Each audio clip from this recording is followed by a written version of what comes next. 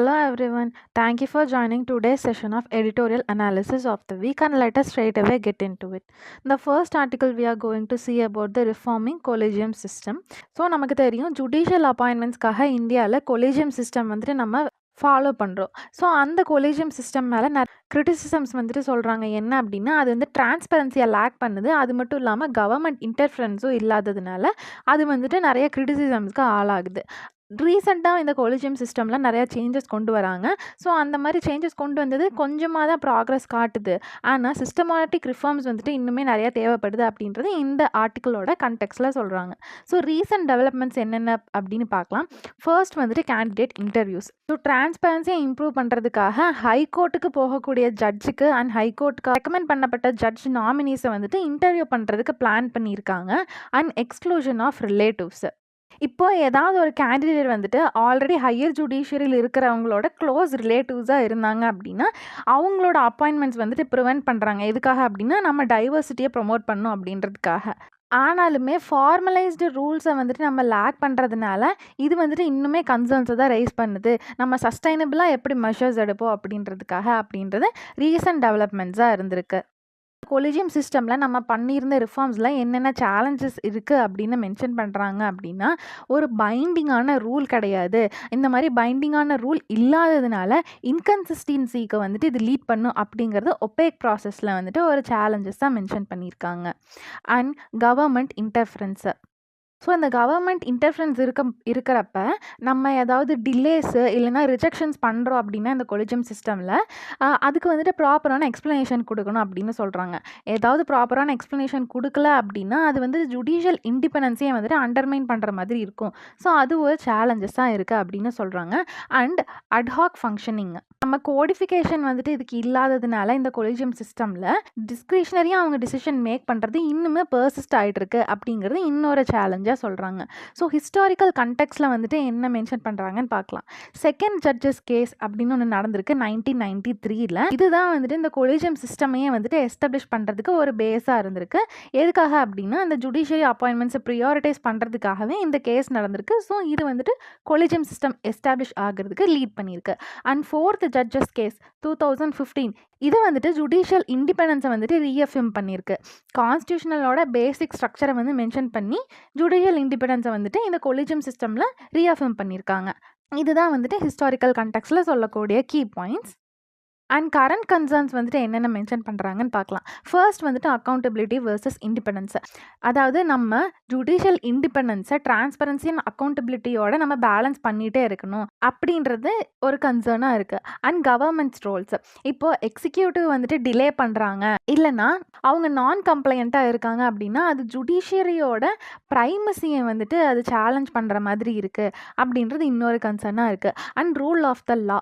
இப்போது கொலிஜியம் ரெக்கமெண்டேஷன்ஸோட ஏதாவது நான் கம்ப்ளைண்ட்ஸாக இருந்துச்சு அப்படின்னா அது கான்ஸ்டிடியூஷனோட பேசிக் பிரின்சிபல்ஸையே வந்துட்டு அது ப்ரீச் பண்ணுற மாதிரி இருக்கும். ஸோ ரிஃபார்ம்ஸ் கொண்டு வரக்கு சில ரெக்கமெண்டேஷன்ஸில் சொல்கிறாங்க. அது என்னன்னு பார்க்கலாம். ஃபர்ஸ்ட் ஒன் வந்துட்டு கோடிஃபை ரூல்ஸ். அதாவது இன்டர்வியூ ப்ராசஸ்லாம் கொண்டு வரோம் இல்லையா, ஸோ அந்த மாதிரி ப்ராசஸை நார்மலைஸ் பண்ணணும், ஃபார்மலைஸாக அதை கொண்டு வரணும். அது மட்டும் இல்லாமல் இந்த எக்ஸ்க்ளூஷன் க்ரைட்டீரியான்னு நம்ம மேலே பார்த்தோம் இல்லையா, அதை வந்துட்டு கன்சிஸ்டன்ஸாக ஃபாலோ பண்ணணும் அப்படின்னு சொல்கிறாங்க. And binding memorandum of procedure. இதில் என்ன சொல்கிறாங்க அப்படின்னா இந்த ப்ரொசீஜரல் கைட்லைன்ஸ் வந்துட்டு மென்ஷன் பண்ணியிருக்காங்க இல்லையா, அதுக்கு வந்துட்டு ஸ்ட்ரிக்ட் அட்ஹரன்ஸ் வந்துட்டு நம்ம ஃபாலோ பண்ணணும் அப்படின்னு சொல்கிறாங்க. அண்ட் ஜுடிஷியல் ஓவர் சைட்டில் வந்துட்டு என்ன மென்ஷன் பண்ணுறாங்க அப்படின்னா சுப்ரீம் கோர்ட் வந்துட்டு கண்டிப்பாக அதனோட அத்தாரிட்டியை அசர்ட் பண்ணணும். அப்போ தான் வந்துட்டு கொலிஜியம் டிசிஷன்ஸில் வந்துட்டு அவங்க என்ஃபோர்ஸ் பண்ண முடியும் அப்படின்றத ஜுடிஷியல் ஓவர் சைட்டாக வந்துட்டு ரெக்கமெண்டேஷன் சொல்கிறாங்க. அண்ட் கொலாபரேட்டிவ் கவர்னன்ஸில் என்ன ரெக்கமெண்டேஷன்ஸ் கொடுக்குறாங்க அப்படின்னா ஜுடிஷியரியும் சரி எக்ஸிக்யூட்டிவும் சரி கண்டிப்பாக ஒன்றா ஒர்க் பண்ணாதான் வந்துட்டு நம்மளால் கான்ஸ்டிடியூஷனல் வேல்யூஸை ப்ரியாரிட்டைஸ் பண்ண முடியும் அப்படின்னு சொல்கிறாங்க. ஸோ இதுதான் இவங்க கொலிஜியமுக்கு ரெக்கமெண்டேஷன்ஸ் கொடுக்குறாங்க. So that's it about this article. And our next article is about the rebounding of Pakistan's Afghan strategy. Taliban வந்துட்டு ஆப்கானிஸ்தானை டேக் ஓவர் பண்ணிட்டு அவங்க வந்துட்டு பவருக்கு வந்துட்டாங்க இல்லையா, ஸோ இது வந்துட்டு ஸ்ட்ராட்டஜிக் டெப்த்லேருந்து ஸ்ட்ராட்டஜிக் டிச்சாக மாறி பாகிஸ்தானுக்கு.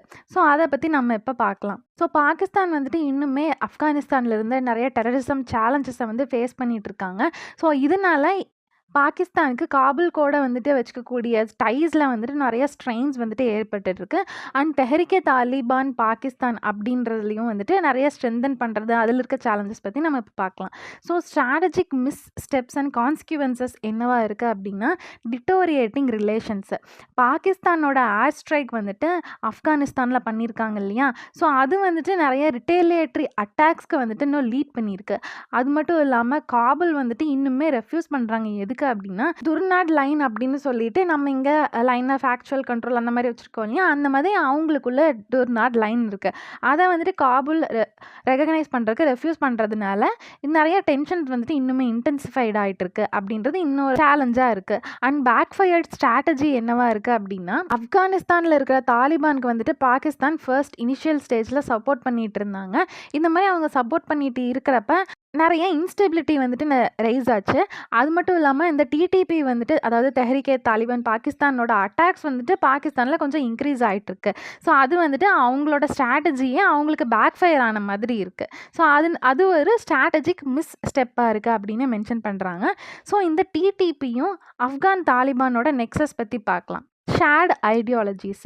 இந்த தெஹரிக்கே தாலிபான் பாகிஸ்தான் அப்படின்ற ஒரு டெரரிஸ்ட் குரூப் இருக்குது இல்லையா, அந்த குரூப்பை வந்துட்டு ஆப்கானிஸ்தானில் இருக்க தாலிபான் வந்துட்டு ஷெல்டர் கொடுக்குறாங்க, அவங்களுக்கு சப்போர்ட் பண்ணுறாங்க அப்படின்னு வந்துட்டு நிறைய சஸ்பெக்ட் பண்ணுறாங்க. பிகாஸ் அவங்க 2 பேருக்குமே வந்துட்டு ஐடியாலஜி சேமாக தான் இருக்குது, ஒரே ஐடியாலஜி தான் ஷேர் பண்ணுறாங்க.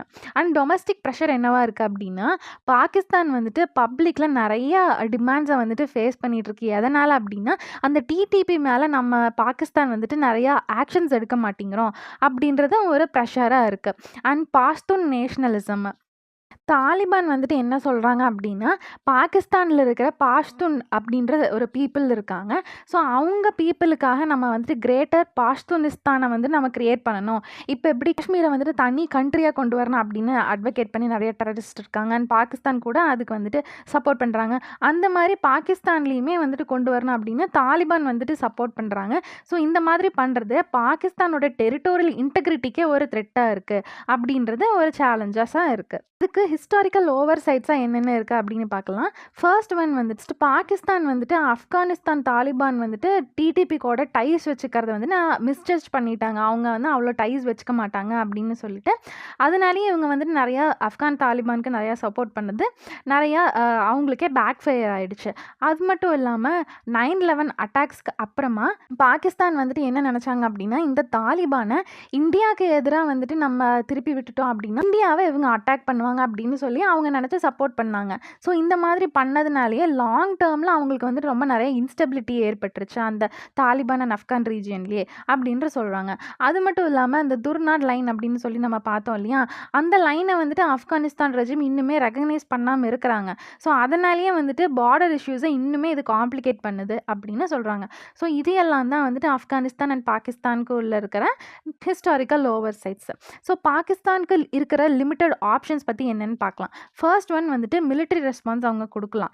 ஏர் ஸ்ட்ரைக்ஸ் வந்துட்டு பாகிஸ்தான் ஆப்கானிஸ்தான் மேலே பண்ணலாம். ஆனால் அது வந்துட்டு லிமிட்டட் சக்ஸஸ் தான் அவங்களுக்கு கொடுக்கும். அந்த லிமிட்டட் சக்ஸஸ் கொடுக்கறது மட்டும் இல்லாமல் இன்னுமே ஆப்கானிஸ்தானோட பாகிஸ்தானுக்கு இருக்கிற ரிலேஷன்ஷிப்பை அது இன்னும் வேர்சன் தான் பண்ணும் அப்படின்னு சொல்கிறாங்க. அண்ட் டிப்ளமேட்டிக் ஃபெயிலியர்ஸ் என்னென்னு பார்க்கலாம்.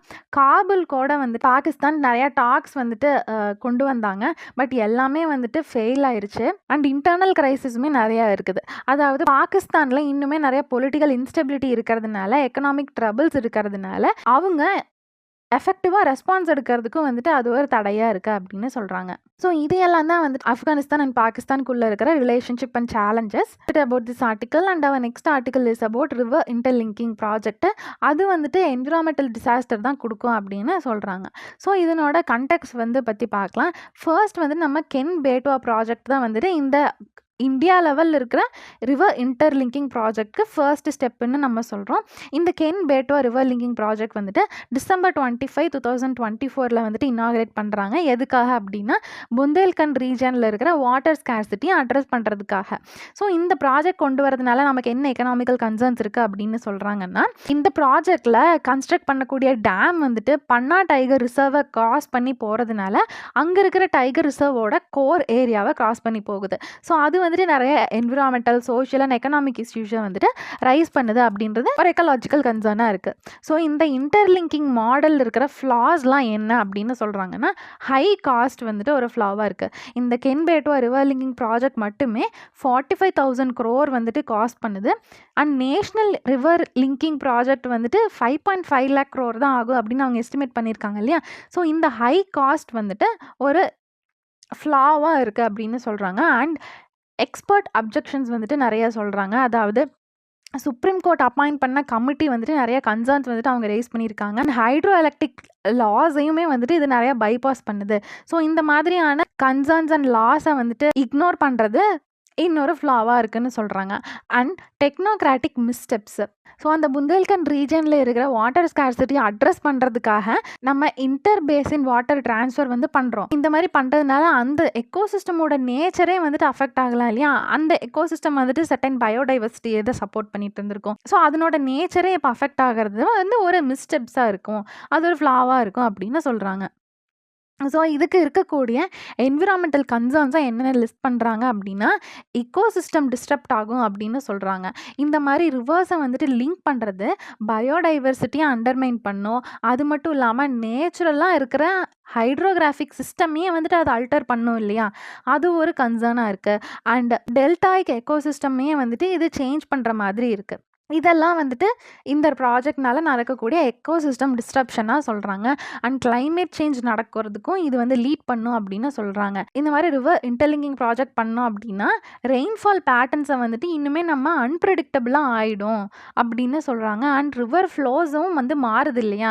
ஸோ அதனால் ஃப்யூச்சரில் அதனோட ரிவர் கோர்ஸை சேஞ்ச் பண்ணலாம், ஃப்ளட்டிங் நடக்கலாம், இந்த மாதிரியான அன்எக்ஸ்பெக்டட் திங்ஸ்லாம் நடக்கலாம் அப்படின்னு சொல்கிறாங்க. அண்ட் இந்த மாதிரி நிறைய ஃப்யூச்சர்லேயும் காம்ப்ளிகேட்டடான ப்ராஜெக்ட்ஸ் கொண்டு வருது அன்ரெக்கமெண்டபிள் அப்படின்னு சொல்கிறாங்க. டெல்டாயிக் டீக்ரடேஷன் இதில் என்ன சொல்கிறாங்க அப்படின்னா, டெல்டாஸில் இருக்கிற ஃப்ரெஷ் வாட்டர் ஃப்ளோவை வந்துட்டு நம்ம புந்தேல்கண்ட் ரீஜன் மாதிரி ட்ரான்ஸ்ஃபர் பண்ணிட்டோம் அப்படின்னா அங்கே இருக்கிற ஃப்ரெஷ் வாட்டர் ஃப்ளோவை வந்து நம்ம ஸ்டார்வ் பண்ணுறோம் அப்படின்னு சொல்கிறாங்க.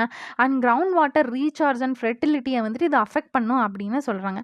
ஸோ இதெல்லாம் தான் என்விரான்மெண்டல் கன்சர்ன்ஸில் லிஸ்ட் பண்ணியிருக்காங்க.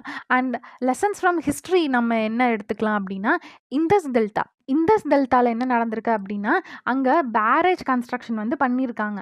அந்த மாதிரி பண்ணதுனால அங்கே எக்கோசிஸ்டம் டேமேஜ் வந்து நடந்திருக்கு. ஸோ இதை ஒரு லெசனாக எடுத்துக்கலாம்னு சொல்கிறாங்க. அண்ட் நர்மதா ரிவரில் என்ன நடந்திருக்கு அப்படின்னா, சர்தார் சரோவர் டேம் கன்ஸ்ட்ரக்ட் பண்ணதுனால டவுன் ஸ்ட்ரீமில் இருக்கக்கூடிய கண்ட்ரிஸ், டிஸ்ட்ரிக்ஸ் அண்ட் ரீஜன்ஸ்க்கு வாட்டர் ஸ்கார்சிட்டி ஏற்பட்டிருக்கு. ஸோ அது ஒரு லெசனாக எடுத்துக்கலான்னு சொல்கிறாங்க. அண்ட் குளோபல் எக்ஸாம்பிள்ஸில் என்ன சொல்கிறாங்க அப்படின்னா, ஆர்எல்சி வந்துட்டு இப்போ வந்து ட்ரெயின் ஆகிட்டு இருக்கு இல்லையா, அந்த சிஏ இப்போ காணாமல் போயிட்டுருக்கு அப்படின்னு சொல்கிறாங்க. அந்த மாதிரி டிசாஸ்ட்ரஸ் எஃபெக்ட் வந்துட்டு இது கொண்டு வந்துடும் அப்படின்னு ஒரு ரிஸ்கில் சொல்கிறாங்க. அண்ட் ஃப்ளோரிடாவோட கிசிமே ரிவர்லேயும் வந்துட்டு இந்த மாதிரி ப்ராஜெக்ட் கொண்டு வந்திருக்காங்க. அதுவும் வந்துட்டு டிசாஸ்ட்ரஸான எஃபெக்ட் வந்து கொடுத்துருக்கு. ஸோ இதெல்லாம் நம்ம வந்து எக்ஸாம்பிள்ஸாக எடுத்து லேர்ன் பண்ணிவிட்டு இந்த மாதிரி ரிவர் மேனிப்புலேஷனுக்கு நிறைய எஃபெக்ட்ஸ் இருக்கும், டிசாஸ்ட்ரஸ் எஃபெக்ட்ஸ் இருக்கும், அதை நம்ம ஸ்டடி பண்ணணும் அப்படின்றத லெசன் ஃப்ரம் ஹிஸ்ட்ரியில் மென்ஷன் பண்ணுறாங்க. வாட்டர் கிரைசிஸ்க்கு ரூட் காஸ் என்ன அப்படின்னு மென்ஷன் பண்ணுறாங்க அப்படின்னா, ஸோ அந்த புந்தேல்கண்ட் ரீஜனில் இருக்கிற வாட்டர் கிரைசிஸ் இருக்கு இல்லையா, அதுக்கு ரூட் காஸ் என்ன சொல்கிறாங்க அப்படின்னா, poor water management, legal ambiguity, corruption, இதெல்லாம் தான் ரீசனாக இருந்திருக்கும்.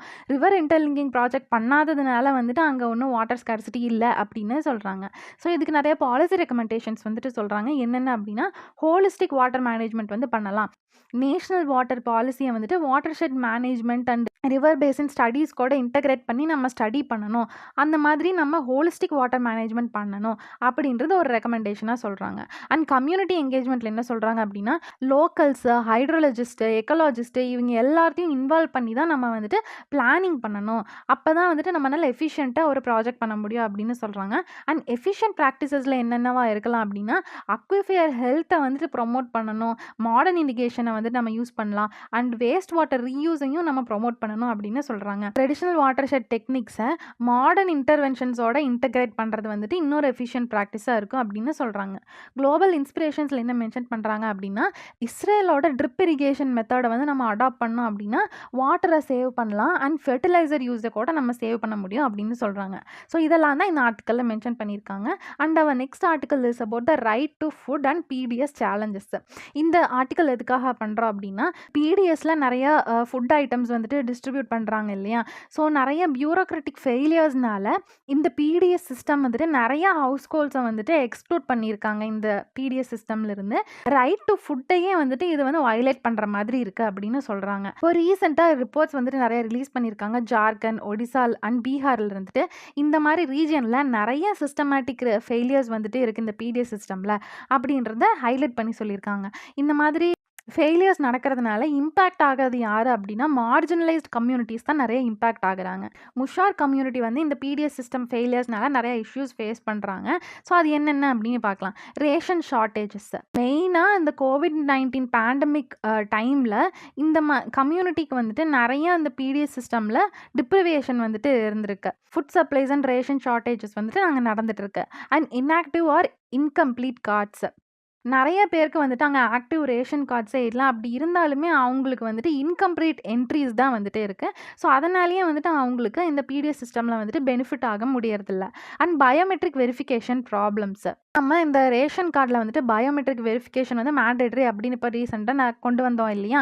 ஸோ அந்த மாதிரி கொண்டு வந்ததுக்கப்புறம் நிறைய பேர்த்துனால வெரிஃபிகேஷன் பண்ணுறதுல ஃபெயிலியர்ஸ் ஆகிறதுனால அவங்கள வந்துட்டு பிடிஎஸ் சிஸ்டம்லேருந்து எக்ஸ்க்ளூட் பண்ணிட்டாங்க.